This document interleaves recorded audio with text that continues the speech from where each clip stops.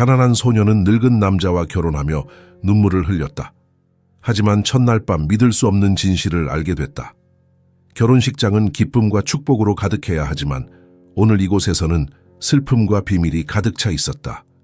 하얀 한복을 입은 어린 신부는 흐르는 눈물을 멈출 수 없었고 늙은 신랑은 떨리는 손으로 그녀를 맞았다. 이 결혼에 숨겨진 진실은 무엇이기에 두 사람 모두 그렇게 고통스러워하는 걸까? 첫날 밤에 방문이 닫히는 순간 그녀는 예상조차 하지 못했던 충격적인 진실과 마주하게 된다. 왜 운명은 이토록 잔혹하게 그녀의 삶을 흔들고 있는 것일까? 그날 밤 그녀는 자신이 알고 있던 모든 것이 무너지는 경험을 하게 될 것이다. 이 이야기는 여러분의 마음에 오랫동안 잊지 못할 흔적을 남길 것입니다. 끝까지 함께 하시면서 그녀가 겪은 놀라운 진실을 직접 확인하세요. 영상이 마음에 드셨다면 구독과 좋아요 부탁드리며 지금 어디에서 보고 계신지 댓글로 남겨주세요. 봄이 오는 듯 했지만 그날 청도군의 작은 마을은 여전히 차가운 겨울 바람이 불고 있었다. 봄꽃도 피지 않은 3월의 끝자락, 시간이 멈춘 듯한 이 마을에서 해운은 자신의 인생에서 가장 어두운 날을 맞이하고 있었다. 해운의 얼굴에는 보이지 않는 상처가 가득했다. 20살, 누군가의 사랑을 받기에 충분한 나이였지만 그녀의 운명은 잔인했다. 고아원에서 자란 그녀에게 가족이란 단어는 동화책 속에나 존재하는 이야기였다. 해운아, 이건 네 행복을 위한 거야. 일주일 전 고아원 원장은 그렇게 말했다. 하지만 지금 오래된 한옥 결혼식장의 좁은 복도를 걸으며 해운은 그 말이 얼마나 공허한지 깨달았다. 그녀의 손에는 싸구려 꽃다발이, 몸에는 빌려온 듯한 단출한 흰색 한복이 걸쳐져 있었다. 하지만 그 누구도 그녀의 아름다움을 칭찬하지 않았다. 저 애가 민 회장님과 결혼한다는 아이야. 돈 때문에 팔린 신부지 뭐. 저렇게 어린 게 부끄러운 줄 모르나 봐. 낯선 사람들의 시선과 수군거림이 그녀를 따라다녔다. 해운의 눈에서는 끊임없이 눈물이 흘러내렸지만 그녀는 소리 없이 울었다. 소리 내어 울 권리조차 그녀에게는 없었다. 식장 끝에는 그녀의 신랑이 기다리고 있었다. 70세가 훌쩍 넘은 민 회장은 허약한 모습으로 의자에 앉아 있었다. 그의 손은 떨리고 눈빛은 공허했다. 해운은 그의 이름조차 제대로 알지 못했다. 고아원 원장이 알려준 것은 민 회장님이라는 호칭뿐이었다. 결혼식은 마치 장례식처럼 조용했다. 축하의 말을 건네는 사람도 웃음소리도 없었다. 단지 호기심 어린 시선들과 멸시의 눈빛만이 가득했다. 신부, 절을 올리세요. 사회자의 말에 해운은 기계적으로 움직였다. 바닥에 무릎을 꿇고 절을 올리는 순간 그녀의 눈물이 마루바닥에 떨어졌다. 그 소리가 마치 천둥처럼 크게 들리는 것 같았다. 의식이 끝나고 해운이 민 회장의 주름진 손을 잡았을 때였다. 놀랍게도 그의 손도 떨리고 있었고 그의 눈가에도 눈물이 맺혀 있었다. 해운은 혼란스러웠다. 이 노인은 왜 울고 있는 걸까? 자신처럼 이 결혼을 원치 않았던 것일까? 이제 가시죠, 해운 씨. 민 회장의 목소리는 놀랍도록 부드러웠다. 하지만 그의 눈빛에는 뭔가 말할 수 없는 비밀이 숨겨져 있었다. 식장을 나서는 순간 해운은 자신이 돌아갈 고아원이 더 이상 없다는 사실을 깨달았다. 이제 그녀의 집은 낯선 노인의 집이었다. 그녀의 미래는 이 노인의 손에 달려 있었다. 채오르는 순간 해운은 고아원 원장과 낯선 여성이 비밀스럽게 대화하는 것을 보았다.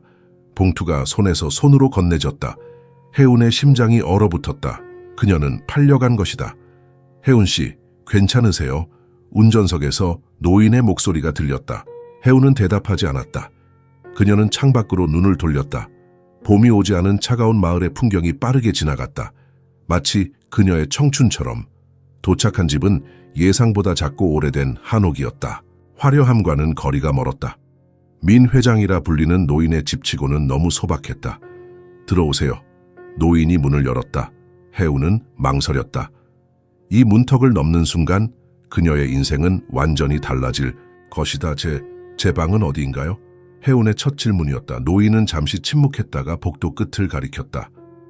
저쪽입니다. 오늘은 쉬세요. 내일부터 얘기할 것이 많습니다. 해운은 조심스럽게 방으로 향했다. 문을 열자 작고 먼지 쌓인 방이 나타났다. 너무 오랫동안 사용하지 않은 듯했다. 침대 대신 낡은 이불이 깔려 있었고 벽에는 바랜 사진 한 장이 걸려 있었다. 그녀는 사진으로 다가갔다. 젊은 여성이 미소 짓고 있었다. 어딘가 혜운과 닮아 있었다. 사진을 보는 순간 설명할 수 없는 불안감이 그녀를 덮쳤다. 누구세요? 혜운은 사진 속 여성에게 속삭였다. 그때 문 밖에서 훌쩍이는 소리가 들렸다. 혜운은 조심스럽게 문을 열었다. 복대는 아무도 없었지만 멀리서 노인의 흐느끼는 소리가 들려왔다. 혜운은 문을 닫고 이불 위에 쓰러졌다. 눈물이 다시 흘러내렸다. 그녀는 무엇이 일어나고 있는지 전혀 알 수 없었다. 단지 알 수 있는 것은 이 집에는 너무 많은 비밀이 숨겨져 있다는 것뿐이었다. 창밖으로 보이는 달빛이 그녀의 얼굴을 비추었다. 혜운은 자신의 운명이 이 어두운 밤처럼 불투명하다는 것을 느꼈다. 하지만 그녀는 결코 포기하지 않을 것이다. 진실을 찾아내고 자신의 인생을 되찾을 것이다. 그날 밤 혜운은 꿈속에서도 울었다. 그리고 옆방에서는 노인도 똑같이 밤새 눈물을 흘렸다. 혜운은 침대 위에 웅크린 차에 서늘한 밤 공기를 느꼈다. 창문을 통해 들어오는 달빛만이 어둠 속에서 유일한 빛이었다. 그녀는 여전히 결혼식에 입었던 한복을 벗지 못한 채 무릎을 껴안고 있었다. 새 신랑이 곧 방문을 열고 들어올 것이라는 두려움에 심장이 터질 듯 뛰었다. 하지만 시간이 흘러도 문은 열리지 않았다. 대신 복도에서 들려오는 조용한 소리가 그녀의 귀를 사로잡았다. 누군가가 바닥에 앉아있는 듯했다. 혜운은 용기를 내어 살며시 문을 열어보았다. 놀랍게도 민 회장이 복도 바닥에 그저 앉아있었다. 그는 벽에 등을 기대고 멍한 눈으로 어둠을 바라보고 있었다. 마치 문턱을 넘지 않기로 결심한 듯한 모습이었다. 민 회장님? 혜운이 조심스럽게 불렀다. 노인은 천천히 고개를 돌렸다. 달빛에 비친 그의 얼굴은 슬픔으로 가득했다. 괜찮아요. 들어오지 않을 겁니다. 그의 목소리는 떨렸다. 당신이 편안하게 쉬세요. 혜운은 혼란스러웠다. 이것이 함정인가? 아니면 노인의 진심인가? 그녀는 문을 닫고 다시 방으로 돌아왔다. 이 상황이 더욱 이해할 수 없게 느껴졌다. 왜 그녀와 결혼한 노인은 신혼 첫날 밤에 방에 들어오지 않는 것일까? 시간이 흐르고 밤은 더욱 깊어졌다. 혜운의 눈은 지쳐갔지만 경계심 때문에 잠들 수 없었다. 그때 현관에서 소리가 들렸다. 누군가가 집에 들어온 것이다. 다 준비됐습니까? 낯선 여성의 목소리였다. 혜운은 즉시 그 목소리를 알아차렸다. 결혼식장에서 고아원 원장과 대화하던 여성이었다. 돈은 받으셨잖아요. 이제 그만 가세요. 민 회장의 목소리가 평소보다 차갑게 들렸다. 그렇게 냉정하게 굴지 마세요. 우리 둘 다 이득을 봤잖아요. 당신은 당신이 원하는 걸 얻었고 나는 내가 원하는 걸 얻었어요. 그 아이는 물건이 아닙니다. 결국 다 그렇게 돌아가는 법이죠. 그 애도 언젠가는 알게 될 거예요. 자기가 왜 여기 있는지. 혜운은 문에 귀를 바짝 대고 들었다. 그녀의 심장이 점점 더 빠르게 뛰었다. 그 아이는 아무것도 모릅니다. 그리고 알 필요도 없어요. 민 회장의 목소리가 떨렸다.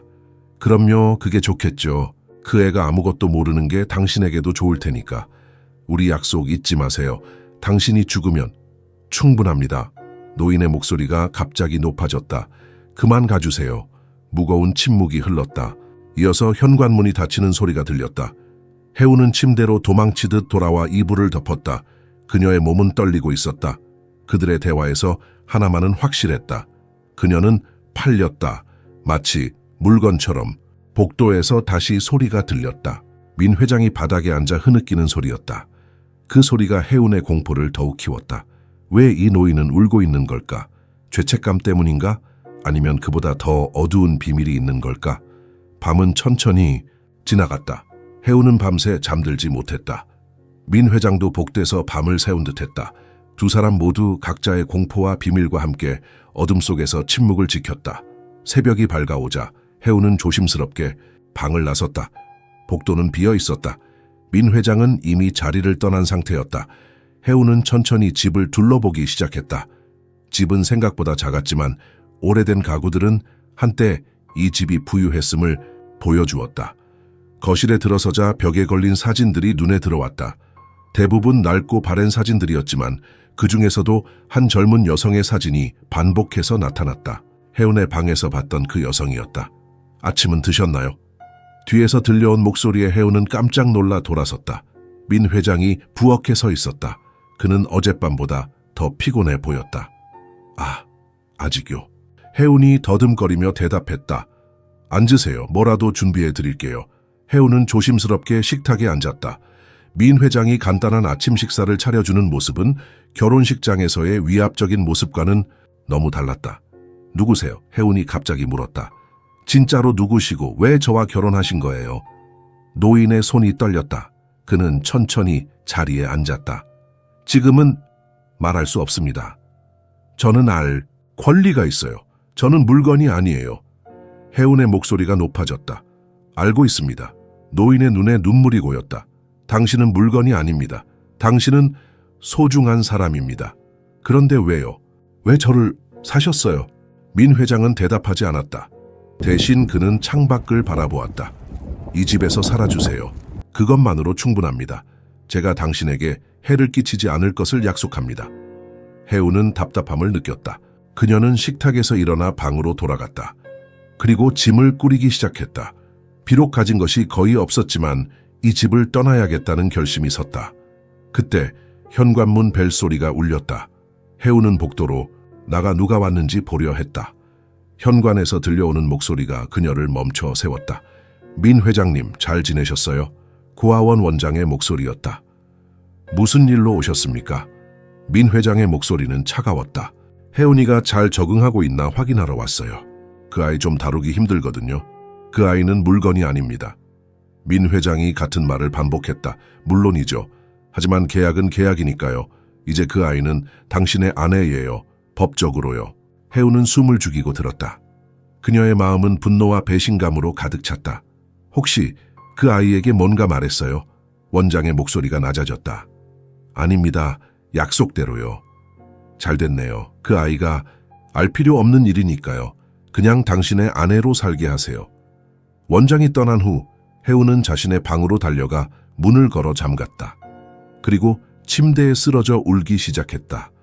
그녀는 자신의 인생이 다른 사람들의 거래 대상이 되었다는 사실을 받아들일 수 없었다. 밤이 다시 찾아왔을 때 혜운은 결심했다. 그녀는 이 집에서 도망치지 않을 것이다. 대신 진실을 밝혀낼 것이다. 왜 민 회장이 그녀와 결혼했는지, 왜 그는 항상 울고 있는지, 그리고 그 여자가 누구인지. 복도에 다시 민 회장이 앉아 있었다. 혜운은 문을 열고 그를 바라보았다. 당신이 말해주지 않는다면 제가 직접 찾아낼 거예요. 혜운의 목소리는 단호했다. 노인은 슬픈 눈으로 그녀를 바라보았다. 원하는 대로 하세요. 하지만 준비가 되어 있으세요. 진실은 때로 우리가 생각하는 것보다 더 아플 수 있습니다. 혜운은 문을 닫았다. 그녀의 마음은 이미 결정되었다. 이 집에 숨겨진 비밀을 찾아내고 자신의 인생을 되찾을 것이다. 그것이 아무리 고통스러운 진실이라 할지라도. 일주일이 지났다. 혜운은 이제 민 회장의 집에서 일상적인 루틴을 갖게 되었다. 아침에 일어나 간단한 식사를 준비하고 집안일을 하고 창밖을 바라보며 시간을 보냈다. 민 회장은 대부분 그녀를 피하는 듯했다. 그들은 한 지붕 아래 살고 있었지만 마치 두 개의 다른 세계에 있는 것 같았다. 혜운은 민 회장이 자신의 서재에서 오랜 시간을 보내는 것을 알게 되었다. 그녀는 종종 그 방 앞을 지나치며 안에서 무슨 일이 일어나고 있는지 궁금해했다. 때때로 그녀는 노인이 누군가와 이야기하는 소리를 들었다. 하지만 집에는 언제나 그들 둘뿐이었다. 오늘은 민 회장님의 방을 청소해야겠어. 혜운은 조용히 중얼거렸다. 민 회장이 아침 일찍 나간 것을 확인한 후 그녀는 빗자루와 걸레를 들고 그의 방으로 향했다. 민 회장의 방은 놀랍도록 소박했다. 낡은 침대, 작은 책상, 그리고 몇 개의 서랍장이 전부였다. 혜운은 먼지를 털고 바닥을 닦기 시작했다. 침대 밑을 청소하기 위해 몸을 숙였을 때 그녀는 무언가를 발견했다. 이게 뭐지? 그것은 오래된 나무 상자였다. 상자는 먼지로 뒤덮여 있었고 자물쇠가 채워져 있었지만 녹이 슬어 있었다. 혜운은 잠시 망설였다. 다른 사람의 물건을 함부로 만지는 것은 잘못된 일이었다. 하지만 그녀의 호기심은 너무 컸다. 미안해요, 민 회장님. 그녀는 작은 머리핀을 꺼내 자물쇠를 열어보려 했다. 놀랍게도 자물쇠는 쉽게 열렸다. 마치 오랫동안 열리기를 기다리고 있었던 것처럼. 상자 안에는 낡은 서류들, 편지들 그리고 사진들이 가득했다. 모두 세월의 흔적이 역력했다. 해우는 조심스럽게 사진들을 꺼내보았다. 대부분 그녀가 이미 집안에서 본 그 젊은 여성의 사진들이었다. 그리고 그때 해운의 심장이 멈춘 듯했다. 한 장의 사진 속에서 그 여성은 갓난아기를 안고 있었다. 아기의 이마에는 작은 흉터가 있었다. 정확히 해운의 왼쪽 눈썹 위에 있는 흉터와 같은 위치, 같은 모양이었다. 그녀의 손이 떨렸다. 거울 앞에 서서 해운은 자신의 이마를 만졌다. 그녀가 태어날 때부터 가지고 있던 흉터. 고아원에서는 그냥 우연한 표식일 뿐이라고 했다. 이건 나야? 사진 뒤에는 날짜가 적혀 있었다. 그리고 이름, 해운 첫 생일. 해운의 눈에서 눈물이 흘러내렸다. 이 사진은 20년 전의 것이었다. 그녀의 생일 사진이었다. 상자에서 더 많은 서류를 찾아보던 해운은 찢겨진 종이 조각을 발견했다. 그것은 출생 증명서의 일부였다. 아버지 민성준이라고 적혀 있었다.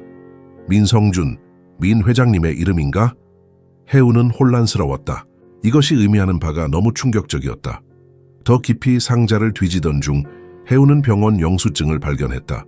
그것은 박지윤이라는 여성의 것이었고 출산 비용에 대한 것이었다. 날짜는 해운의 생일과 일치했다. 박지윤 엄마? 해운의 머릿속이 복잡해졌다. 만약 이 상자 속의 내용이 사실이라면 민 회장은 그녀의 아버지일 가능성이 있었다. 그리고 그 젊은 여성 박지윤은 그녀의 어머니였다. 그러나 왜 그는 그녀를 고아원에 보냈을까? 그리고 왜 이제 와서 그녀와 결혼한 것일까?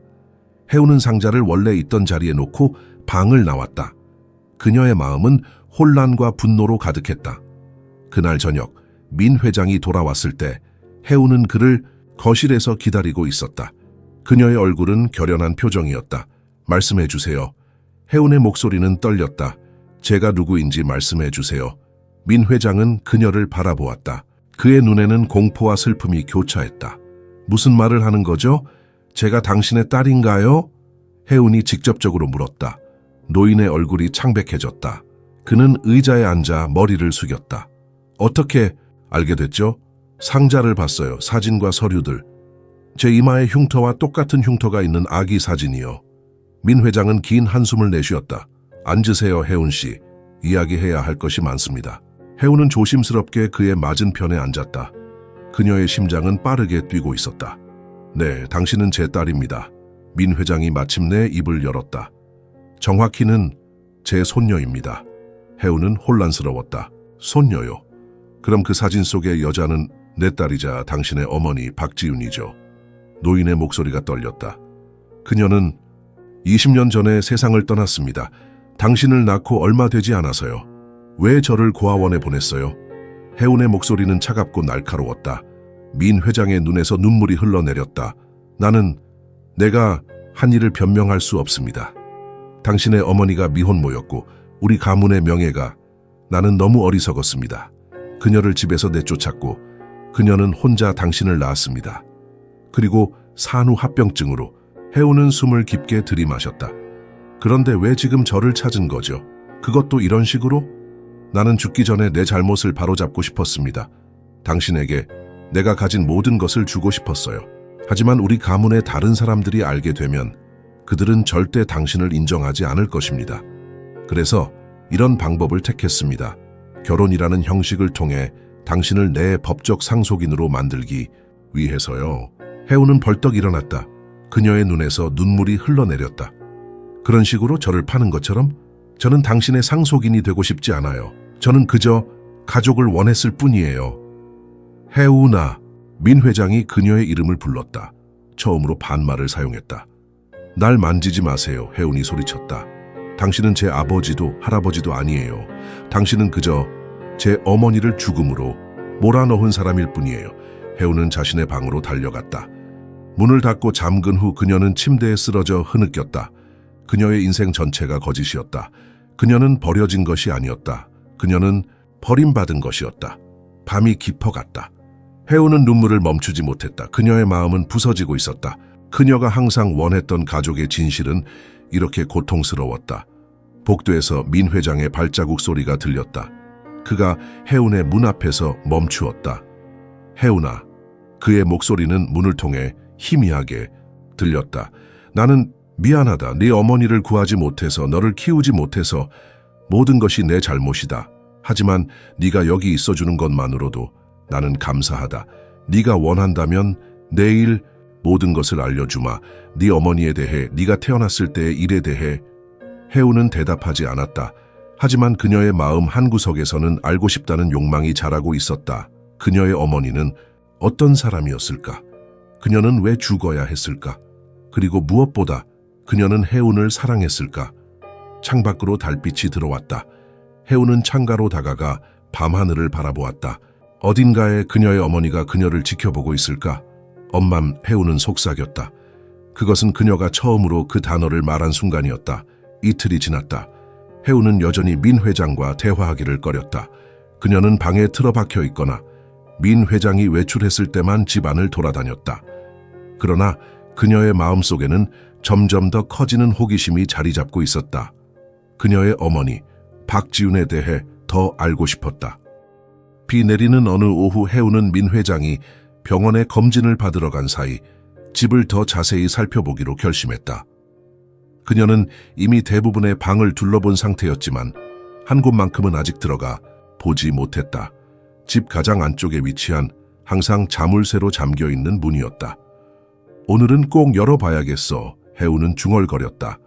그녀는 지난번 상자에 자물쇠를 따는 데 사용했던 머리핀을 다시 꺼냈다. 복도의 마지막 문 앞에 서서 해우는 잠시 주저했다. 이 문 뒤에는 무엇이 기다리고 있을까? 그녀가 알고 싶지 않은 진실이 있다면, 그러나 호기심이 두려움을 이겼다. 그녀는 머리핀으로 자물쇠를 조작하기 시작했다. 어렵네. 해운이 입술을 깨물며 집중했다. 이 자물쇠는 상자의 것보다 훨씬 새 것이었고 따기도 어려웠다. 마침내 딸깍 소리와 함께 자물쇠가 열렸다. 해운은 깊게 숨을 들이마시고 문을 밀었다. 문이 천천히 열리면서 먼지가 떠올랐다. 해운의 눈이 커졌다. 그녀 앞에는 작은 아이 방이 펼쳐져 있었다. 분홍색 벽지에 작은 나무 침대, 인형들, 오래된 장난감들, 마치 시간이 멈춘 것 같은 공간이었다.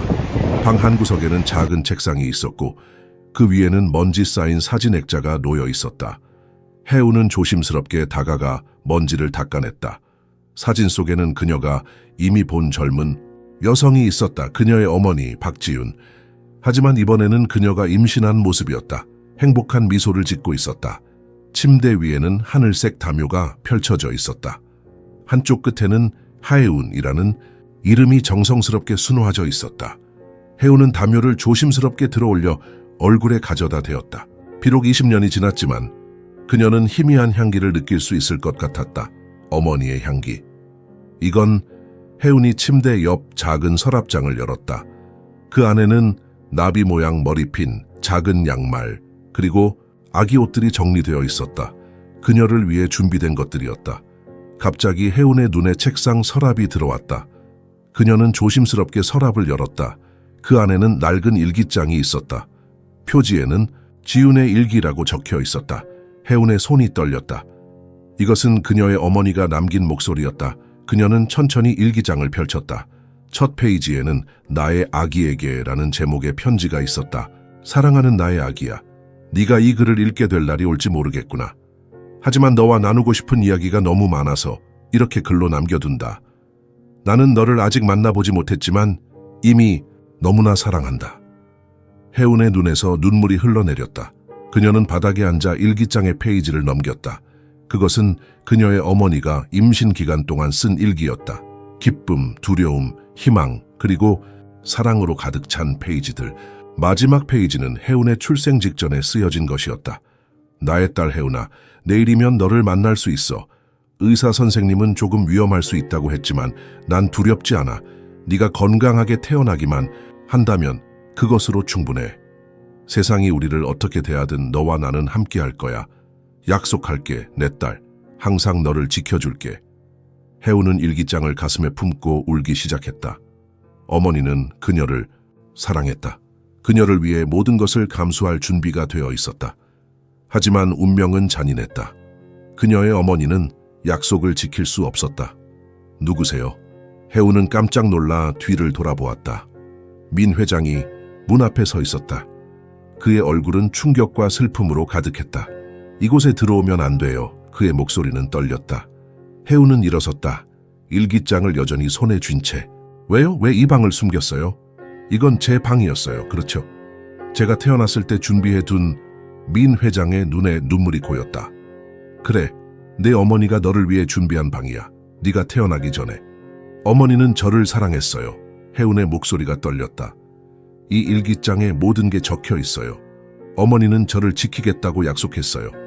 민 회장은 천천히 방으로 들어왔다. 그는 마치 신성한 장소에 발을 딛는 것처럼 조심스러웠다.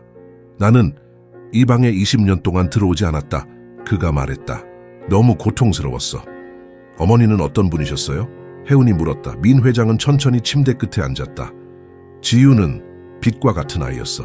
항상 웃고 항상 노래하고 너무 순수했지. 그녀가 임신했다고 말했을 때 나는 화를 냈다.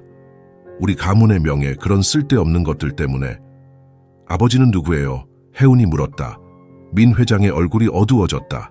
음악 선생님이었어. 가난한 음악가. 우리 집안에서는 결코 허락할 수 없는 사이였지. 그는 지윤이 임신한 것을 알고 도망갔어. 해운은 일기장을 다시 내려다 보았다. 어머니는 그를 원망하지 않았어요. 여기 적혀 있어요. 그가 떠났지만 원망하지 않아. 우리의 사랑에서 태어날 아이는 축복이야. 민 회장의 눈에서 눈물이 흘러내렸다. 난 알지 못했어. 지윤이 그렇게 생각하는지, 그녀가 그토록 강했는지. 내가 그녀를 내쫓았을 때 그녀는 단 한 번도 애원하지 않았어. 그리고 어머니는 저를 낳다가 돌아가셨군요. 해운의 목소리가 작아졌다. 민 회장은 고개를 끄덕였다. 산후출혈이었어. 의사들은 그녀를 구하려 했지만 그녀의 마지막 말은 내 아이를 부탁해였어. 해운은 더 이상 참을 수 없었다. 그녀는 소리내어 울기 시작했다. 그런데 왜 저를 고아원에 보냈어요? 어머니의 마지막 부탁을 저버렸잖아요. 민 회장은 그녀 앞에 무릎을 꿇었다. 나는 용서받을 수 없어. 당시 나는 너무 약했어. 우리 가문의 눈치를 보고 결국 너를 포기했어. 하지만 매일 밤 악몽에 시달렸어. 내 어머니가 나를 원망하는 꿈, 그래서 결국 너를 찾아 나섰지. 찾으셨다면 왜 이런 식으로? 해운이 물었다. 우리 가문은 아직도 너를 인정하지 않아. 그들은 너에게 단 한 푼도 주지 않을 거야. 하지만 내가 죽으면 내 아내로서 너는 모든 것을 상속받을 수 있어. 그것만이 내가 생각해낸 방법이었어. 해운은 일어서서 창가로 걸어갔다. 빗방울이 창문을 두드리고 있었다. 저는 당신의 돈이 필요하지 않아요. 저는 그저 가족을 원했어요. 민 회장은 천천히 일어났다. 알아, 하지만 이제는 너무 늦었어. 나는 곧 떠날 거야. 의사가 말했어. 암이 많이 진행됐다고. 해운은 충격을 받았다. 암이요? 말기야. 몇 달 남지 않았어. 민 회장의 눈에는 이제 체념이 보였다. 내가 가진 시간 동안 내게 너의 어머니에 대해, 네가 태어난 날에 대해 모든 것을 말해주고 싶어. 그리고 네가 용서하진 못하더라도 이해해 주길 바라. 해운은 오랫동안 말이 없었다. 그녀의 마음은 복잡했다. 분노, 슬픔, 연민이 뒤섞여 있었다. 선택은 없었어요. 해운이 마침내 말했다. 제가 용서하든 말든 우리는 이제 서로가 전부잖아요. 민 회장의 눈에서 눈물이 흘러내렸다. 그는 말없이 고개를 끄덕였다. 빗소리만이 방 안에 울려 퍼졌다. 해운은 어머니의 일기장을 가슴에 품은 채 자신이 태어났어야 할 방에 서 있었다. 과거의 유령들이 그녀 주위를 맴도는 것 같았다. 이 방을 제가 사용해도 될까요? 해운이 조용히 물었다. 민 회장은 놀란 듯 그녀를 바라보았다. 물론이지. 이건 항상 네 방이었으니까. 해운은 고개를 끄덕였다. 그것은 작은 시작이었지만 그녀는 이제 자신의 과거와 대면할 준비가 되어 있었다. 장마철의 무더운 저녁이었다. 해운은 어머니의 방에서 지낸 지 일주일이 되었다. 그녀는 방의 먼지를 털고 오래된 커튼을 세탁하고 20년 동안 사용되지 않은 공간에 생기를 불어넣었다. 이제 그곳은 그녀만의 성소가 되었다. 어머니의 흔적이 남아있는 유일한 장소. 민 회장은 그녀를 방해하지 않았다. 오히려 그는 조용히 도움을 제공했다. 새 이불을 사오거나 오래된 가구를 수리하는 등의 소소한 일들이었다. 그들 사이에는 여전히 어색함이 있었지만 적어도 이제 서로를 피하지는 않았다. 그날 저녁 혜우는 어머니의 일기장을 다시 읽고 있었다. 모든 페이지를 수십 번 읽었지만 그녀는 여전히 새로운 세부 사항을 발견하곤 했다. 어머니가 좋아했던 노래, 꿈꿨던 미래, 혜운에게 해주고 싶었던 말들. 혜운아. 민 회장의 목소리가 방문 밖에서 들렸다. 혜운은 일기장을 내려놓고 문을 열었다. 민 회장은 고풍스러운 나무 상자를 들고 서 있었다. 이것을 내게 주고 싶어. 그는 상자를 내밀었다. 혜운은 조심스럽게 상자를 받아들었다. 이게 뭐예요? 지윤이의 유품들이야. 내가 그동안 숨겨두었던 것들. 이제 네가 가져야 할 것 같아. 혜운은 상자를 침대 위에 올려놓고 열었다. 그 안에는 작은 보석함, 몇 권의 책, 낡은 카세트 테이프, 그리고 공식 서류들이 있었다. 이건 혜운이 한 서류를 집어들었다. 그것은 출생 증명서였다. 원본이었다. 그래, 내 출생 증명서야. 지윤이가 너를 낳은 후에 작성된 것. 아버지 이름은 비어있지만 혜운은 자신의 이름을 보았다. 민하윤. 그녀는 지금까지 자신의 성이 민인 것도 몰랐다. 고아원에서는 그저 혜운이라고만 불렀다. 또 이것도 있어.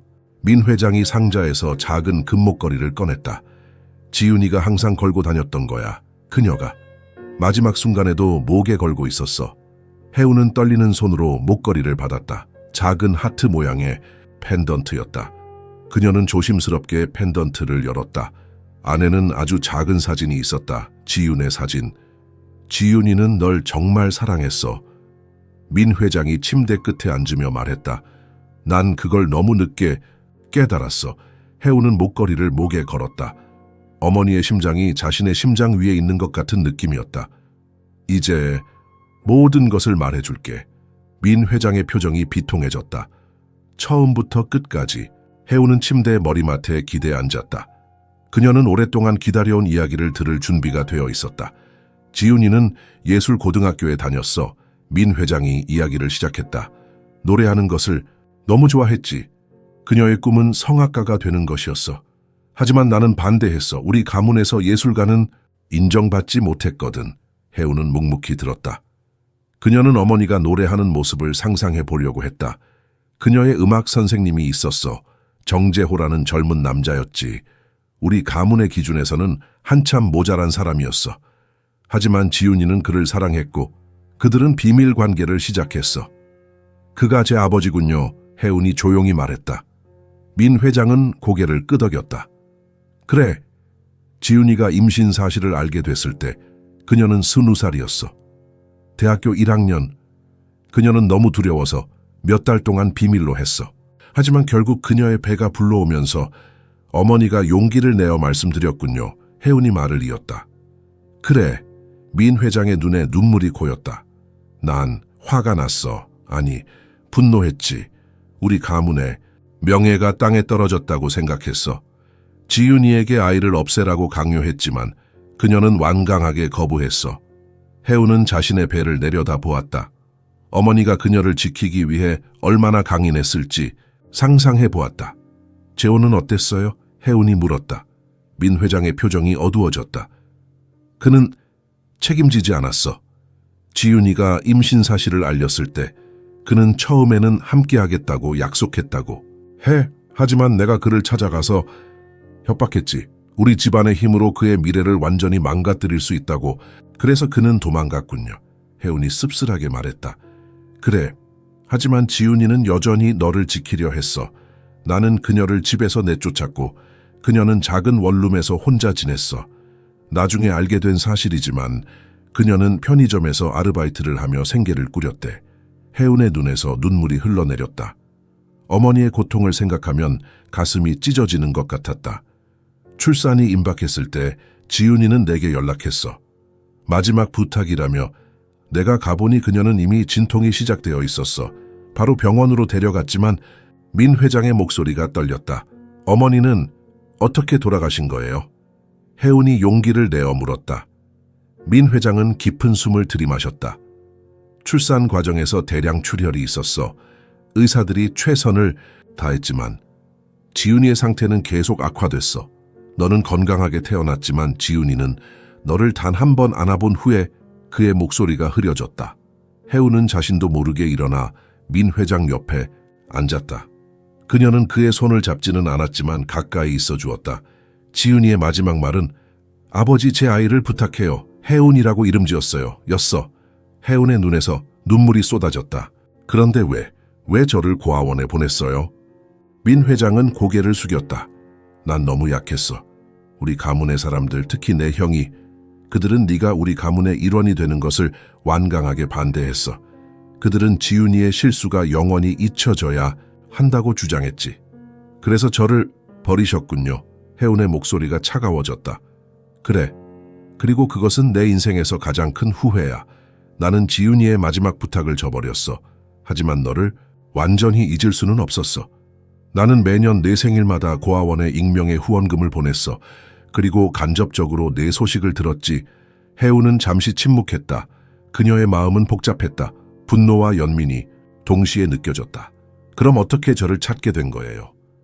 해운이 마침내 물었다. 민 회장은 쓴웃음을 지었다. 내가 암 진단을 받았을 때야. 의사는 나에게 1년도 남지 않았다고 했어. 그때 비로소 내 잘못을 바로잡아야 한다는 생각이 들었어. 하지만 너무 늦었지.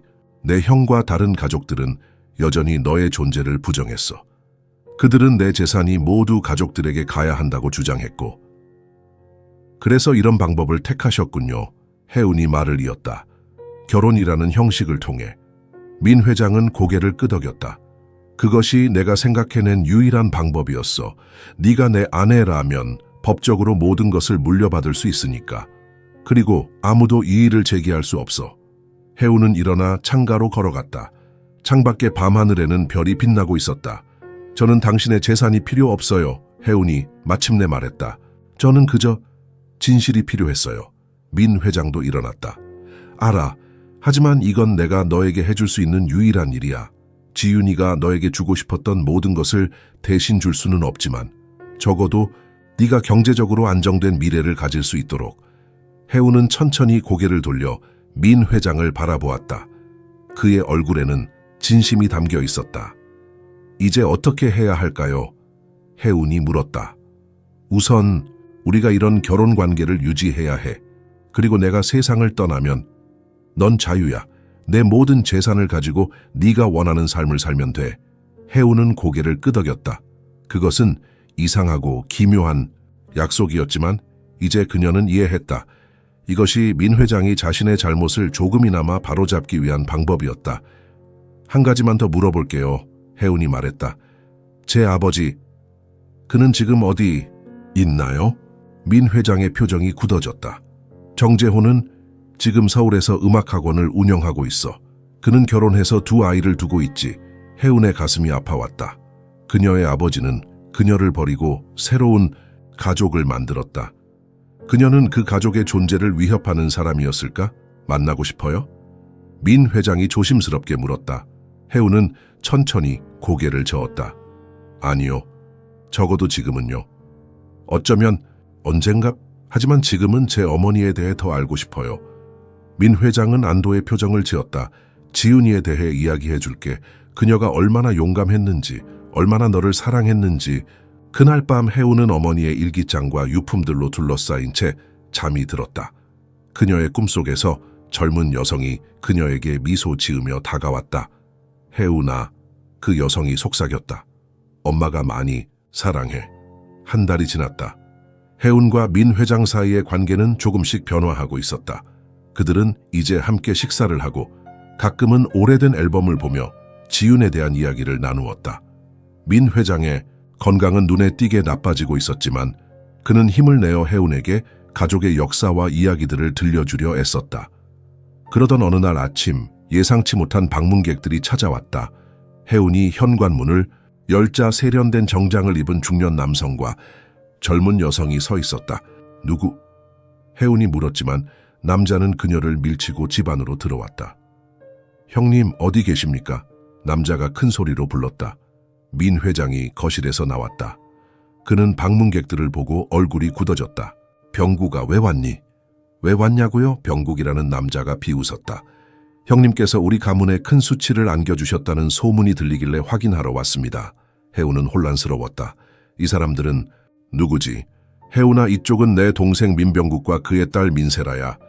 민 회장이 차분하게 소개했다. 그래, 그리고 넌 누구지? 병국이 혜운을 경멸적인 눈으로 바라보았다. 우리 형님의 새 아내. 혜운은 말을 잃었다. 그녀는 아직 이런 상황에 대비하지 못했다. 병국아, 혜운이는 내 아내야. 법적으로. 민 회장의 목소리는 단호했다. 법적으로? 그럼 사실은 아니란 말씀이군요. 병국이 비웃었다. 형님, 도대체 무슨 생각이십니까? 70이 넘은 나이에 20살 처녀와 결혼이라니. 온 동네가 웃음거리가 됐습니다. 그건 네가 상관할 일이 아니야. 민 회장의 목소리가 차가워졌다. 아니, 상관할 일입니다. 병국이 한 발짝 다가섰다. 형님의 재산은 우리 가문의 것입니다. 그런데 갑자기 나타난 이 여자에게 모든 것을 주시겠다고요? 혜우는 뒤로 물러났다. 그녀는 이 자리에 있어서는 안 될 것 같았다. 혜우나, 방에 가 있으렴. 민 회장이 부드럽게 말했다. 네. 혜우는 고개를 숙이고 자신의 방으로 향했다. 하지만 그녀는 문 앞에서 멈추어 귀를 기울였다. 형님, 솔직히 말씀드리겠습니다. 병국의 목소리가 들렸다. 이 결혼은 무효입니다. 형님의 정신 상태가 온전하지 않다는 것을 증명할 의사의 소견서도 준비했습니다. 법원에 제출하면. 네가 감히. 민 회장의 목소리가 높아졌다가 갑자기 기침으로 바뀌었다. 아버지, 세라의 목소리가 들렸다. 삼촌, 괜찮으세요? 혜우는 달려가 보고 싶었지만 참았다. 민 회장의 기침이 진정되는 소리가 들렸다. 너희가 뭘 하든 상관없어. 민 회장의 목소리는 약해졌지만 단호했다. 내 재산은 이미 혜운이에게 상속되도록 모든 법적 절차를 마쳤다. 너희가 뒤집을 수 없어. 우리가 볼 수 없을까요? 병국의 목소리가 위협적으로 바뀌었다. 형님이 돌아가시면 그 여자는 홀로 남게 됩니다. 우리는 그녀가 형님을 이용했다는 것을 쉽게 증명할 수 있습니다. 미션 라리리티 불법 행위로 소송을 걸면 너는 정말 인간성을 잃었구나. 민 회장의 목소리가 슬퍼졌다. 내 조카 딸이야, 병국아. 지윤이의 딸. 갑작스러운 침묵이 흘렀다. 혜운의 심장이 빠르게 뛰었다. 뭐라고요? 병국의 목소리가 충격에 가득 찼다. 무슨 소리를 하는 겁니까?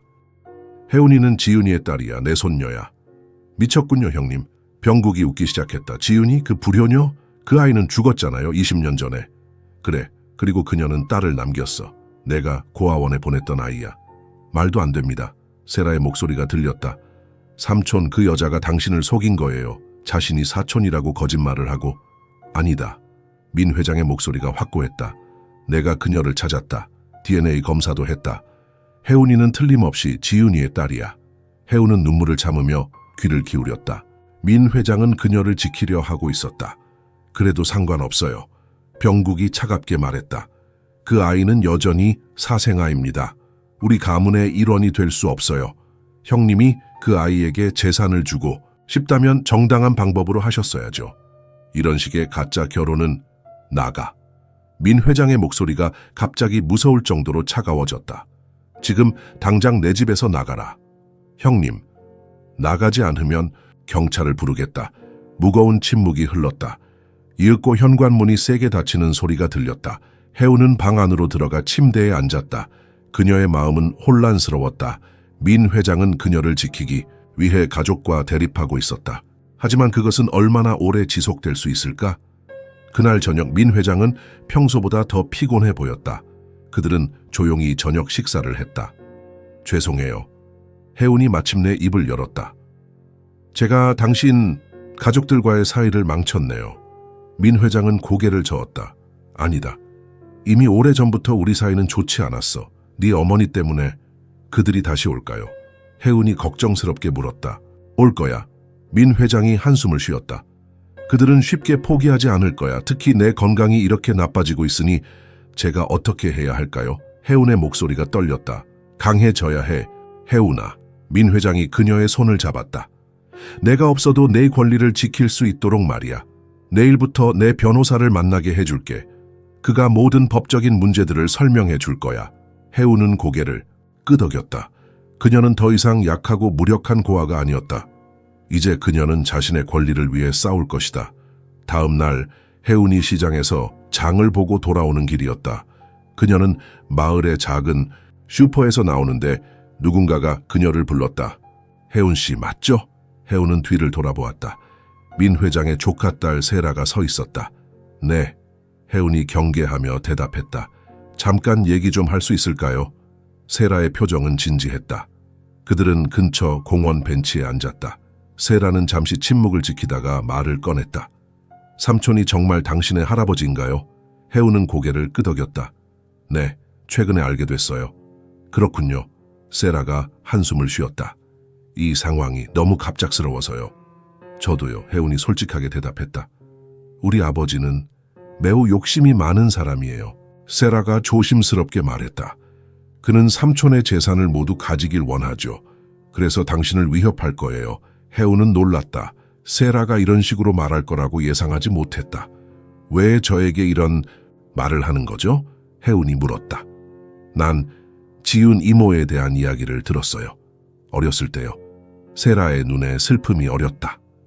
그녀가 얼마나 착하고 다정했는지, 그리고 우리 가족이 그녀에게 한 일이 얼마나 끔찍했는지 혜운은 가슴이 아파왔다.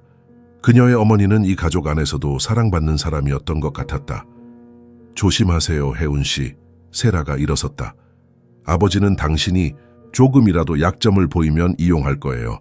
정신과 의사를 통해 삼촌이 정신이 온전하지 않다고 증명하려 할 거고 당신이 삼촌을 이용했다고 주장할 거예요. 고마워요, 세라 씨. 혜운도 일어섰다. 하지만 왜 저를 돕는 거죠? 세라는 잠시 침묵했다. 모르겠어요. 어쩌면 지윤 이모에게 우리 가족이 진 빚을 조금이라도 갚고 싶은 건지도 모르겠네요. 그들은 작별 인사를 하고 헤어졌다. 혜운은 집으로 돌아오는 길의 생각에 잠겼다. 이 가족 안에서도 동맹자가 있을 수 있다는 것은 작은 위안이었다. 집에 도착하자 혜운은 민 회장이 거실에서 전화 통화를 하고 있는 것을 발견했다. 그의 목소리는 약했지만 단호했다. 내 유언장은 이미 확정됐어. 모든 것이 혜운이에게 가. 네가 뭘 하든 바꿀 수 없어. 혜운은 조용히 부엌으로 들어갔다. 그녀는 민 회장이 그녀를 위해 고군분투하고 있다는 것을 알았다. 하지만 그녀는 그가 얼마나 더 버틸 수 있을지 걱정됐다. 그의 건강은 나날이 악화되고 있었다. 혜운아 왔구나. 민 회장이 전화를 끊고 부엌으로 들어왔다. 네, 장 봐왔어요. 혜운이 미소를 지었다. 오늘은 미역국을 끓여볼게요. 민 회장의 얼굴에 따뜻한 미소가 번졌다. 그래, 지윤이도 미역국을 정말 잘 끓였었지. 혜운은 민 회장의 창백한 얼굴을 보았다. 그의 시간이 얼마 남지 않았다는 것을 그녀도 알고 있었다. 그리고 그가 떠나면 그녀는 혼자서 이 모든 것과 싸워야 할 것이다. 걱정하지 마세요. 혜운이 갑자기 말했다. 제가 잘할 수 있어요. 당신이 저를 위해 준비해 주신 모든 것 제가 지킬게요. 민 회장의 눈에 눈물이 고였다. 그는 말없이 고개를 끄덕였다. 그들 사이에는 이제 말이 필요 없었다. 그들은 서로를 이해했다. 가을이 깊어가고 있었다. 밤이면 차가운 바람이 창문을 흔들었고 마당의 나무잎들은 붉게 물들어 떨어졌다. 민 회장의 건강은 급속도로 악화되었다. 그는 이제 대부분의 시간을 침대에서 보내야 했고 가끔씩만 거실로 나와 혜운과 함께 시간을 보냈다. 지난 한 달 동안 민병국은 3번이나 더 찾아왔다. 매번 그는 더 많은 위협과 협박을 가져왔다. 하지만 민 회장은 흔들리지 않았다. 그는 이미 모든 법적 절차를 마쳐 혜운이 그의 유일한 상속인이 되도록 했다. 그리고 병원의 의사들은 그의 정신 상태가 완전히 명료하다는 증명서를 작성해 주었다. 그날 저녁 혜운은 민 회장의 약을 들고 그의 방으로 향했다. 문을 조용히 두드렸지만 대답이 없었다. 할아버지? 혜운이 조심스럽게 불렀다. 그녀는 최근에야 그를 할아버지라고 부르기 시작했다. 처음에는 어색했지만 이제는 자연스럽게 느껴졌다. 여전히 대답이 없자 혜운은 조심스럽게 문을 열었다. 민 회장은 침대에 누워 있었다. 그의 얼굴은 창백했고 호흡은 얕았다. 할아버지, 혜운이 놀라 그의 곁으로 달려갔다. 괜찮으세요? 민 회장이 천천히 눈을 떴다. 그의 눈은 흐릿했지만 혜운을 보자 미소가 번졌다. 혜운아. 그의 목소리는 바람에 흩어지는 낙엽처럼 약했다. 의사 선생님을 불러올게요. 혜운이 전화를 집으려 했지만 민 회장이 그녀의 손을 잡았다. 아니, 이제 필요 없어. 그의 목소리는 담담했다. 내 시간이 얼마 남지 않았어. 그건 알고 있어. 혜운의 눈에 눈물이 고였다. 이 노인은 처음에는 그저 낯선 사람이었지만 이제는 그녀의 유일한 가족이었다. 그가 없는 세상을 상상하는 것은 고통스러웠다. 할아버지, 제발. 혜운이 그의 손을 꼭 잡았다. 들어봐, 혜운아. 민 회장이 힘겹게 말을 이었다. 내가 너에게 줄 것이 있어. 그는 힘겹게 손을 뻗어 침대 옆 서랍을 가리켰다. 혜운은 서랍을 열었다. 그 안에는 오래된 가죽 표지의 일기장이 있었다. 이건 혜운이 조심스럽게 일기장을 꺼냈다. 내 일기야. 민 회장의 목소리가 떨렸다. 네가 고아원에 있는 동안 내가 쓴 편지들이야. 한 번도 보내지 못한. 혜운은 천천히 일기장을 펼쳤다. 첫 페이지에는 날짜가 적혀 있었다. 혜운의 첫 번째 생일이었다. 혜운아, 오늘 네가 태어난 지 1년이 되는 날이구나. 너는 지금 어디에 있니? 잘 지내고 있니? 내 어머니는 오늘 많이 보고 싶을 거야.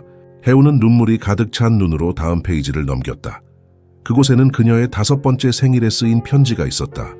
혜운아, 이제 너는 5살이 되었구나. 학교에 다니기 시작할 나이. 너는 무엇을 배우고 있니? 누가 너에게 글을 가르쳐주고 있니? 네 어머니는 똑똑했단다. 너도 그럴 거야. 페이지마다 혜운의 생일, 그리고 특별한 날들에 쓰인 편지들이 있었다. 모두 보내지 못한 말들, 전하지 못한 사랑의 표현들이었다. 할아버지, 혜운의 목소리가 떨렸다. 이걸 다 갖고 계셨어요? 민 회장은 약하게 고개를 끄덕였다. 매년 내 생일마다, 크리스마스마다 내가 너에게 하고 싶었던 말들을 적었어. 하지만 용기가 없었어. 너를 다시 찾을 용기가. 혜운은 일기장을 가슴에 품고 흐느꼈다. 그녀는 자신이 정말로 혼자가 아니었다는 것을 알게 되었다. 멀리서나마 그녀를 생각하는 누군가가 있었다. 마지막 페이지를 민 회장이 속삭였다. 혜운은 마지막 페이지로 넘겼다. 그곳에는 어제 날짜로 쓰인 짧은 메모가 있었다.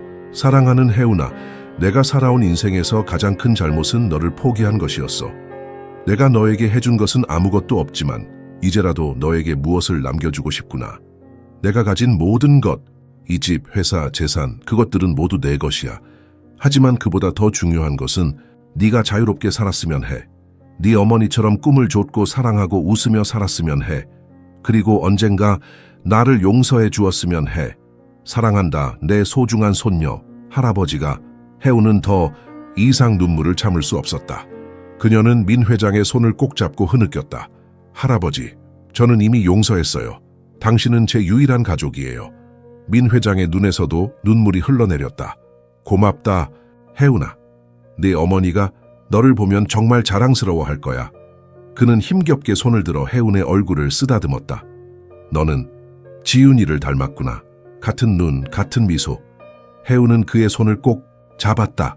할아버지, 제발 가지 마세요. 저에게는 할아버지밖에 없어요. 걱정 마, 혜운아. 민 회장의 목소리는 점점 약해졌다. 넌 혼자가 아니야. 내 어머니가 항상 너와 함께 있을 거야. 그리고 나도. 그의 호흡이 점점 불규칙해졌다. 혜운은 공포에 질려 의사를 부르려 했지만 민 회장이 다시 그녀의 손을 잡았다. 혜운아, 마지막으로 한 가지만. 그가 힘겹게 말했다. 내 어머니의 무덤 벚꽃 나무 아래 있어. 매년 봄이 되면 벚꽃이 그녀를 덮어줘. 아름답단다. 할아버지, 저와 함께 가요. 봄에 같이 어머니 무덤에 가서 벚꽃을 보아요. 혜운이 간절히 말했다. 민 회장은 슬픈 미소를 지었다. 그러고 싶구나. 하지만 난 이제. 그는 말을 끝맺지 못했다. 그의 호흡이 점점 약해지더니 마침내 고요해졌다. 그의 손이 혜운의 손에서 힘을 잃었다. 할아버지, 혜운이 불렀다. 할아버지. 하지만 대답은 없었다. 민성준 회장은 평화롭게 눈을 감았다. 그의 얼굴에는 마지막 순간까지 미소가 남아 있었다. 혜운은 그의 손을 놓지 않은 채 밤새도록 울었다. 그녀는 이제 정말로 혼자가 되었다. 하지만 그녀의 가슴에는 할아버지와 어머니의 사랑이 남아 있었다. 다음 날 아침, 혜운은 민 회장의 장례 준비를 시작했다. 그녀는 병원과 장례식장에 연락하고 필요한 서류들을 준비했다. 모든 것이 혼란스러웠지만 그녀는 강해지기로 마음먹었다. 그것이 할아버지가 원했던 것이니까. 장례식 당일 혜운은 정장을 입고 장례식장에 도착했다. 예상했던 대로 장례식장에는 많은 사람들이 모여 있었다. 민 회장은 지역사회에서 존경받는 인물이었다. 하지만 혜운은 그 어떤 얼굴도 알지 못했다. 그녀가 조문객들 사이를 지나갈 때 사람들은 수군거리기 시작했다. 저 여자가 민 회장의 젊은 아내래. 고아원 출신이라던데 돈 때문에 결혼했다는 소문이 있어. 해우는 그들의 말을 무시하려 했지만 가슴이 아팠다. 그녀는 할아버지의 관 앞에 서서 마지막 인사를 건넸다. 할아버지, 안녕히 가세요. 제가 잘 살게요. 걱정하지 마세요. 그때 누군가가 그녀의 어깨를 잡았다. 민병국이었다. 이제 만족하나? 그가 차갑게 말했다. 형님의 재산을 모두 차지하게 됐으니. 해우는 천천히 고개를 들어 그를 바라보았다. 저는 할아버지의 재산이 아니라 가족을 원했어요. 하지만 당신은 그걸 이해하지 못하겠죠. 우리는 법정에서 만날 거야. 병국이 위협적으로 말했다. 내가 이 가짜 결혼이 무효라는 것을 증명할 테니 원하는 대로 하세요. 해운의 목소리는 차분했다. 하지만 저는 물러서지 않을 거예요. 할아버지께서 그러셨던 것처럼요. 병국은 분노에 찬 표정으로 자리를 떠났다. 해운은 혼자 남아 할아버지의 관을 바라보았다. 그녀는 이제 스스로의 힘으로 서야 한다는 것을 알았다. 장례식이 끝나고 해운은 할아버지가 말했던 어머니의 무덤을 찾아갔다. 작은 공동묘지의 한쪽, 벚나무 아래에 그녀의 어머니 박지훈의 무덤이 있었다. 비석은 오래되어 있었지만 누군가 정기적으로 관리해온 흔적이 보였다. 어머니, 해운이 무덤 앞에 무릎을 꿇고 속삭였다. 저 해운이에요. 드디어 어머니를 찾았어요.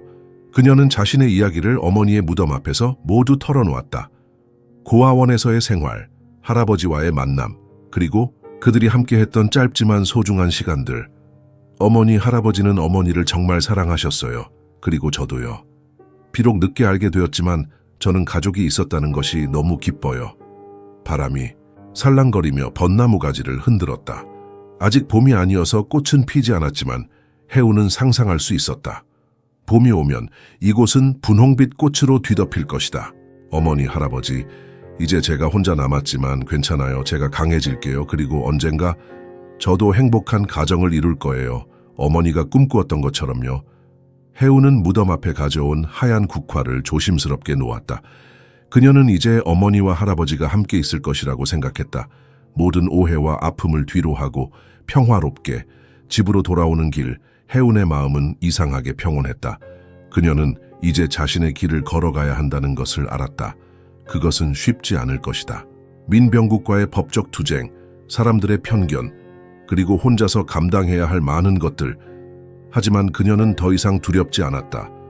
그녀의 가슴 속에는 어머니와 할아버지의 사랑이 살아있었다. 그것은 그 어떤 재산보다도 값진 유산이었다. 내가 만약 내 인생을 바꿀 수 있다면, 단 한 번이라도 너의 웃는 모습을 보기 위해서라면 기꺼이 그렇게 했을 거야. 할아버지의 마지막 메모에 적힌 말이 해운의 마음에 울려 퍼졌다. 그녀는 이제 그 말의 의미를 온전히 이해했다. 할아버지는 비록 늦게 찾아왔지만 그녀를 진심으로 사랑했다. 그리고 그것은 해운에게 충분했다. 한 달이 지났다. 찬 겨울바람이 불어오는 12월, 해운은 이제 민 회장의 집, 아니 그녀의 집에서 홀로 생활하고 있었다. 장례식 이후 예상대로 민병국은 유언장을 무효화하기 위한 소송을 제기했다. 그는 민 회장이 정신적으로 온전하지 않았다고 주장하며 해운과의 결혼이 사기였다는 증거를 제시하려 했다. 하지만 민 회장은 매우 철저히 준비해 두었다. 그는 사망하기 몇 달 전 3명의 다른 의사들에게 정신감정을 받아 온전한 판단력을 가지고 있다는 진단서를 발급받았다. 또한 해운이 그의 혈육임을 증명하는 DNA 검사 결과도 공증인 앞에서 밀봉해 두었다. 해운은 민 회장의 변호사 김 변호사의 도움을 받아 법정 투쟁을 이어나갔다. 하지만 그 과정은 고통스러웠다. 매번 법정에 출석할 때마다 그녀는 민병국과 그의 가족들의 차가운 시선을 견뎌야 했다. 그들은 그녀를 고아원 출신의 사기꾼이라 부르며 경멸했다. 해운 씨, 오늘 재판 결과에 너무 실망하지 마세요. 김 변호사가 법원을 나서며 말했다. 이런 소송은 시간이 오래 걸립니다. 하지만 우리가 이길 가능성이 높아요. 해운은 약하게 미소 지었다. 감사합니다, 변호사님. 할아버지께서 남겨주신 것을 지키기 위해 최선을 다할게요. 집으로 돌아오는 버스 안에서 해운은 창밖을 바라보았다. 거리는 벌써 크리스마스 장식으로 화려했다. 가족들이 함께 쇼핑하고 연인들이 손을 잡고 걷는 모습이 보였다. 해우는 문득 자신이 얼마나 외로운지 깨달았다.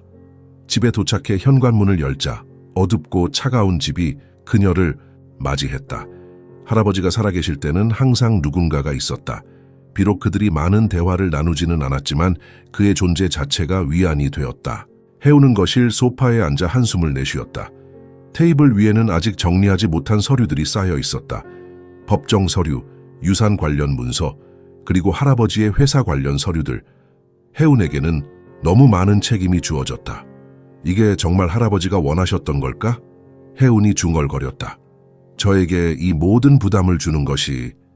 그녀는 문득 할아버지의 일기장을 떠올렸다. 그녀는 서랍에서 일기장을 꺼내 다시 한번 펼쳐보았다. 그의 마지막 메모에는 이렇게 적혀 있었다.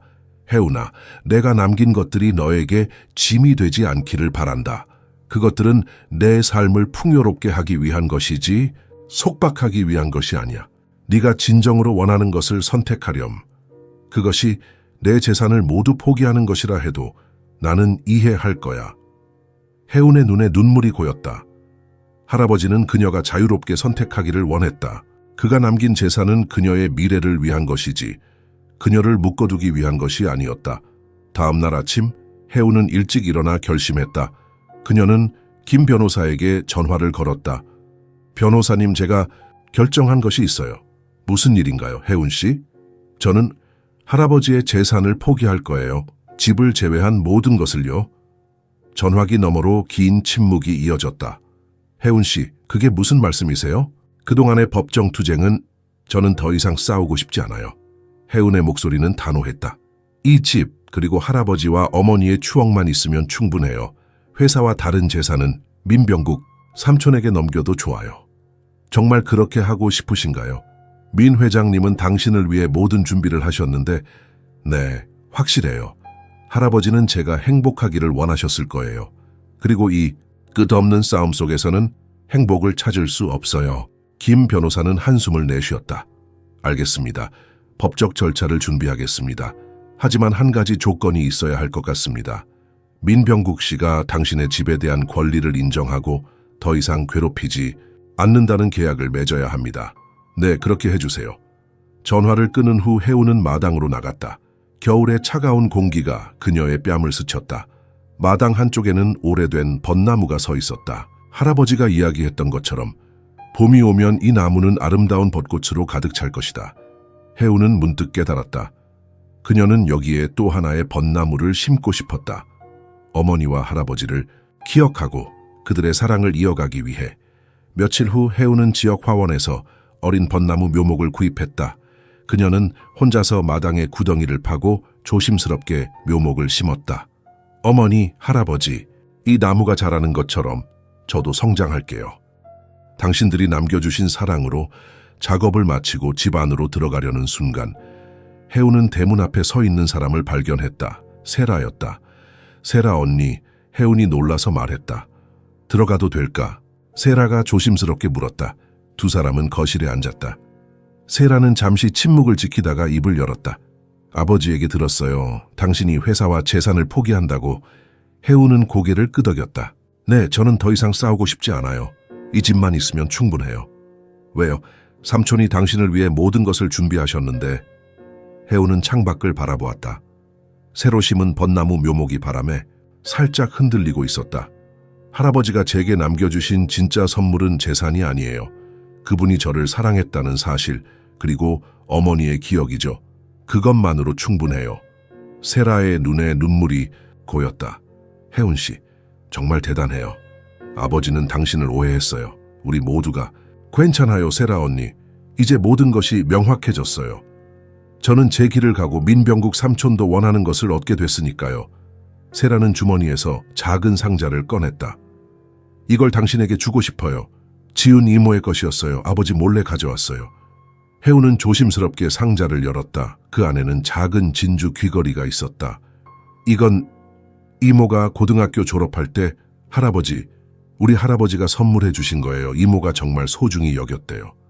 해운의 눈에서 눈물이 흘러내렸다. 그녀는 귀걸이를 손에 꼭 쥐었다. 이것은 어머니의 또 다른 조각, 그녀가 행복했던 시절의 증거였다. 고마워요, 세라 언니. 세라는 혜운의 손을 잡았다. 우리가 친구가 될 수 있을까요? 가족은 아니더라도. 혜운은 미소 지었다. 물론이죠. 우리는 이미 가족이에요. 어머니를 통해서 세라가 떠난 후 혜운은 어머니의 방, 이제는 그녀의 방이 된 곳으로 들어갔다. 그녀는 진주 귀걸이를 어머니의 사진 옆에 조심스럽게 놓았다. 어머니, 오늘 저는 중요한 결정을 했어요. 할아버지의 재산 대신 평화를 선택했어요. 그게 옳은 결정인지 모르겠지만 제 마음이 이렇게 말해요. 창밖으로는 저녁 노을이 지고 있었다. 혜운은 창가에 앉아 하늘을 바라보았다. 그녀는 문득 자신이 어떤 사람이 되고 싶은지 생각했다. 어머니처럼 강인하고 자신의 꿈을 쫓는 사람, 아니면 할아버지처럼 마지막에는 자신의 잘못을 바로잡으려 하는 사람? 아마도 둘 다겠죠. 혜운이 중얼거렸다. 어머니의 용기와 할아버지의 지혜를 함께 물려받고 싶어요. 다음 날 법적 절차가 마무리되었다.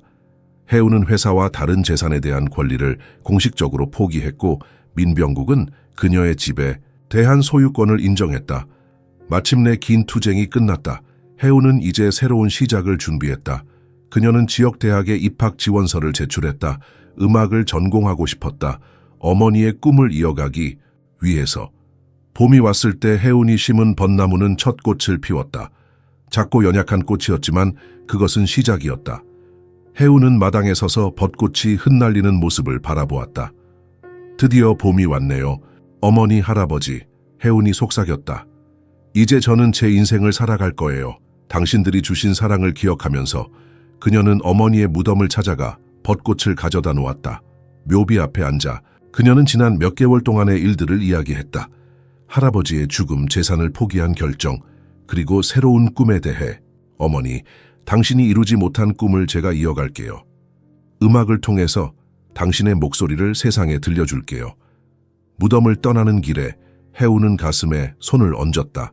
그녀는 이제 더 이상 외롭지 않았다. 그녀의 가슴 속에는 어머니와 할아버지의 사랑이 살아있었다. 그것은 영원히 사라지지 않을 것이다. 집으로 돌아온 혜운은 마당에 심은 벚나무 아래에 작은 벤치를 놓았다. 이곳은 그녀의 특별한 장소가 될 것이다. 사랑하는 사람들을 기억하고 그들과 대화하는 곳. 처음으로 살아있다는 느낌이 들어요. 혜운이 벚꽃 아래에서 속삭였다. 그녀의 앞에는 불확실한 미래가 펼쳐져 있었지만 혜운은 두렵지 않았다. 그녀는 이제 자신이 누구인지 알았고 어디에서 왔는지 알았다.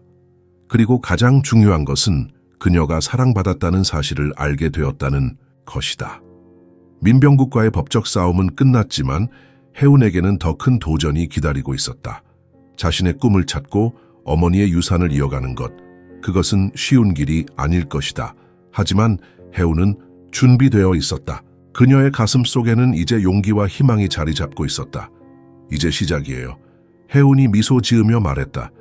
제 인생의 진짜 이야기는 이제부터입니다. The end. 우리는 때때로 알지 못한 채 깊은 상처를 안고 살아갑니다.